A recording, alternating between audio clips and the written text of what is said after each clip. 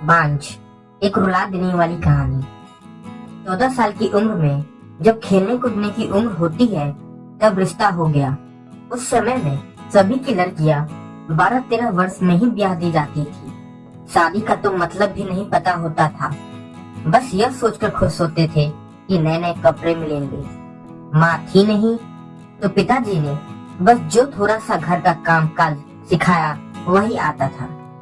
शादी का दिन आया और सारी रस्मों के बाद विदाई का भी वक्त आ गया। रोते रोते डोली में बैठकर ससुराल पहुंच गई। इतनी आलीशान हवेली देखकर मन ही मन बहुत खुश हुई। तभी सासू माँ की आवाज सुनाई दी, अरे जल्दी से कलश लाओ, बहू आ गई है। और मैंने घूंघट की आड़ से अपनी सास को देखा। आंखों से एकदम सख्त मिजाज की लग रही थी मुझे। सच मानो थोड़ा डर गई थी उन्हें देखकर। सारी रस्में खत्म होते होते रात हो गई थी। बिस्तर पर लेटते ही नींद आ गई।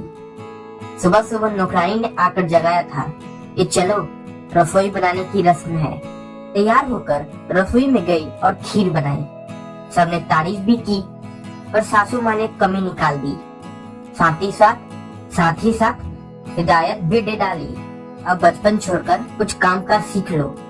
15 दिन बाद मेरे पति को भी हॉस्टल जाना था क्योंकि वह तब बीए कर रहे थे। खैर अमर भी हॉस्टल चले गए और मैं अकेली रह गई अपने सास ससुर के साथ। बीच बीच में अमर चिट्ठी भी लिखते थे पर पहले सासू माँ थी, बाद में मेरे पास आती थी। उम्र कम होने की वजह से इतना फर्क नहीं पड़ता था। मेरे अकेलेपन का साथी आम का पेड़ था। हाँ, वही आम का पेड़ जो हवेली के पीछे के आंगन में लगा था। उस आम के पेड़ के नीचे कच्ची मिट्टी का कमरा भी बना हुआ था, पर वो पेड़ फल नहीं देता था। इसलिए सारे हवेली वाले उस पेड़ को बाज कहते थे। पर मुझे ना जाने क्यों उस पेड़ से बहुत प्यार था। जब काम से दो फुर्सत के पल मिलते तो मैं वही पेड़ के साथ अपना समय बिताती।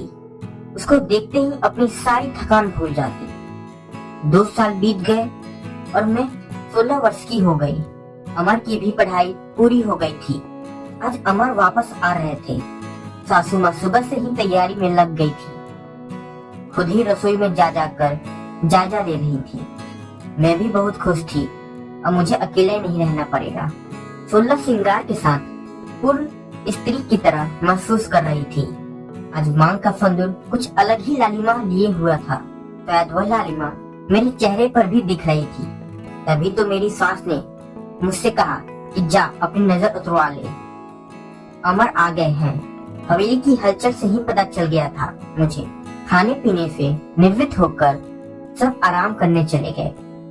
अमर भी अपने कमरे में आ गए थे और मैं बस शर्म से लाल हुई जा रही थी। तभी अमर ने मुझे तोहफा दिया, एक सुंदर लाल साड़ी। पर मेरे लिए तो अमर का वापस आना ही सबसे बड़ा तोहफा था। हमने ढेर सारी बातें की जिसमें कुछ शिकायतें और कुछ प्यार था। समय बीतता गया और 2 साल कैसे बीत गया पता ही नहीं चला। हम एक दूसरे के साथ बहुत खुश थे। एक दिन अचानक पता चला कि मेरे पिताजी की तबीयत बहुत खराब है। अमर मुझे लेकर तुरंत रवाना हो गए। पिताजी मुझे देखकर बहुत खुश हुए, जैसे मेरे लिए ही अपनी सांसों को रोका हुआ था, और फिर मुझे अमर के हवाले कर कर इस दुनिया से चले गए। भीगी आंखों से अपने पिताजी को विदा किया। अब मेरा सब कुछ अमर और उसका परिवार ही था। समय गुजरता गया और अमर ने अपनी लॉ की भी पढ़ाई पूरी कर ली और अब वो सरकारी वकील कहलाने लग गए थे। पर भगवान ने मुझे अभी तक संतान का सुख नहीं दिया था। अभी तक तो सासू माँ दबी आवाज में कहती थी, पर धीरे धीरे उन्होंने अपना रुख कड़ा कर लिया। अमर बहुत व्यस्त रहते थे अपने काम में, सो वो मेरे पीछे सारा दिन पड़ी रहती। धीरे धीरे सारे गांव वालों में ये बात फैल गई कि हवेली की बहू बाज है। तीर की तरह चुभता था ये शब्द, पर कुछ कह नहीं पाती थी। सिर्फ आंसू से दिल हल्का करती थी। अमर मुझे दिलासा देते थे, पर लोगों का व्यवहार अंदर ही अंदर मुझे खोखला कर रहा था। अभी मेरी उम्र ही क्या थी, सिर्फ 19 साल, और लोगों ने मुझे बांझ बना दिया। बचपन से ही शरीर से दुबली पतली थी मैं। फिर माँ के मरने के बाद ठीक से पालन पोषण भी नहीं हो पाया था। एक दिन अमर जब दोपहर के खाने पर घर आए तो सासू माँ ने फरमान सुना दिया कि हम अमर की दूसरी शादी करेंगे। उफ, इतना बड़ा धोखा अमर कैसे दे सकते हैं मुझे? नहीं, ऐसा नहीं हो सकता है। बत्ती बुझा दो, मुझे सोना है। अमर, कुछ बात करनी है आपसे। मैं थक गया हूँ धानी, मुझे सोने दो। अमर, क्या आप दूसरी शादी करेंगे? धानी, मैंने कहा ना, सोने दो मुझे, थक गया हूँ मैं। तुम सब लोगों की चिक चिक सुनते सुनते, उधर माँ है और इधर तुम। परेशान हो गया हूँ मैं, मन करता है आत्महत्या कर लो। नहीं अमर, ऐसा मत कहिए। धानी ने अमर के मुंह पर हाथ रखते हुए कहा, आपके अलावा अब कौन है मेरा? धानी करवट लेकर सारी रात आंसू बहाती रही, और जब सुबह उठी तो एक टूटी हुई औरत बनकर, जो मजबूर होकर हर चीज से समझौता कर लेती है। सारी रात यही सोचती रही कि शायद अमर ने भी स्वीकृति दे दी है दूसरी शादी के लिए, पर उसे यह कहाँ मालूम था कि उसकी माँ ने किस हद तक उसे मजबूर किया है दूसरी शादी के लिए। 1 महीने के अंदर ही अमर की दूसरी शादी गेंदा से हो गई। गेंदा अमर की माँ की दूर के रिश्तेदार की बेटी है। धानी अपना सामान उस पीछे वाले कमरे में रख ले, आज से गेंदा इस कमरे में रहेगी अमर के साथ। सासू माँ ने हाथ नचाते हुए कहा, कैसे छोड़ दूं ये कमरा? नहीं, ये मेरा कमरा है, जिसे जहां जाना है जाए। फिर ख्याल आया, जो ब्याह कर इस घर में लाया था, जब वही मेरा नहीं है तो ये कमरा मेरा कैसे हो सकता है? ऐसा सोचते ही आंखों में आंसू आ गए। सिंदूर की डिब्बी और कुछ कपड़े लेकर उस कच्ची मिट्टी के कमरे की तरफ बढ़ गई। सामान एक कोने में रखकर खिड़की पर बैठ गई और उस आम के पेड़ को देखते हुए उसे निहारने लगी।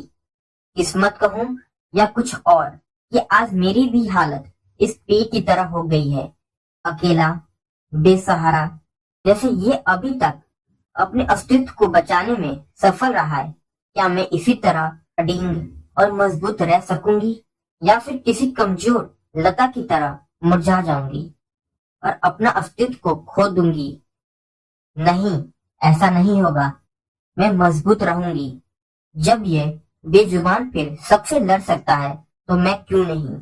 अपने विचार श्रृंखला से बाहर आते ही मैंने अपने आप को संभाला, हर स्थिति से लड़ने के लिए तैयार किया।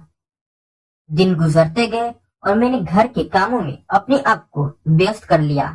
अपनी कोठरी के आसपास खूब सारे पेड़ लगाए और बाकी बचे हुए समय में उन पेड़ों की देखभाल करने लगी।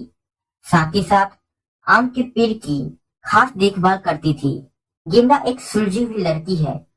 वो जब भी मुझसे बात करने के लिए आती, मेरी सासू माँ उसे बहाने से बुला लेती। हम पहले से भी ज्यादा व्यस्त रहने लग गए थे।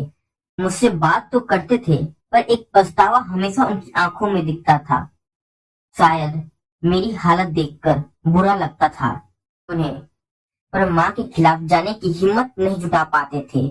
गेंदा के दिन खुशी से गुजर रहे थे और मेरे दिन बस गुजर रहे थे, और देखते ही देखते हुए दिन भी आ गया जब गेंदा ने खुशखबरी सुना ही दी, वो माँ बनने वाली थी। पूरी हवेली में त्योहार जैसा माहौल हो गया।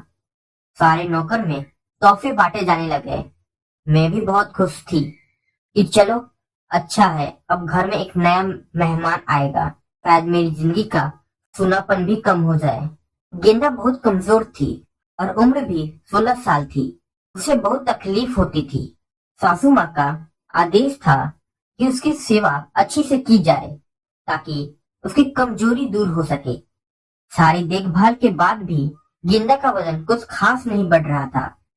एक दिन चिंतित होकर मैंने अमर से कहा कि गेंदा को शहर के एक अच्छे डॉक्टर से दिखा लो, पर सासू माँ ने यह कहकर मना कर दिया कि हमारे भी बच्चे घर पर हुए हैं, और अमर की वही पुरानी आदत कि अपनी माँ के खिलाफ वह नहीं जा सकता था। एक दिन गेंदा की तबीयत कुछ खराब होने लगी। उसकी सांस बहुत फूल रही थी। घबरा कर मैंने गांव के वैद्य जी को बुलवा लिया। वैद्य जी ने आकर कुछ दवाइयां दी और खून की कमी भी बताई। और मैंने जब अमर को ये सब बताया तो सासू माँ ने मुझे गेंदा से दूर रहने का आदेश दे दिया, यह कहकर कि एक बात की छाया भी नहीं पड़नी चाहिए गेंदा पर। खैर, मुझे गेंदा से दूर कर दिया और मैं फिर से अपनी कोठरी में अकेली सारा दिन बंद रहने लग गई। या ये कहूँ कि अंदर ही अंदर खुद भी डर गई थी कि कहीं सचमुच मेरी वजह से गेंदा को कुछ हो ना जाए। कुछ दिन बाद रात में नौकर का शोर शराबा सुनकर मैं आंगन की तरफ भागी। देखा तो गेंदा का डिलीवरी का समय आ गया था। गांव की बूढ़ी औरत और दाइयों को बुलाया गया। पूरी हवेली में हलचल का माहौल था। मैंने अमर की तरफ देखा, बहुत डरे हुए लग रहे थे। मैं उनके पास गई और उन्हें थोड़ा धैर्य रखने को कहा। थोड़ी देर बाद बच्चे की किलकारी गूंजने लगी। हम सभी का खुशी का ठिकाना नहीं था। और तभी काकी ने बाहर आकर बताया कि गेंदा की कमजोरी और खून की कमी के कारण वह गेंदा को बचा नहीं पाई।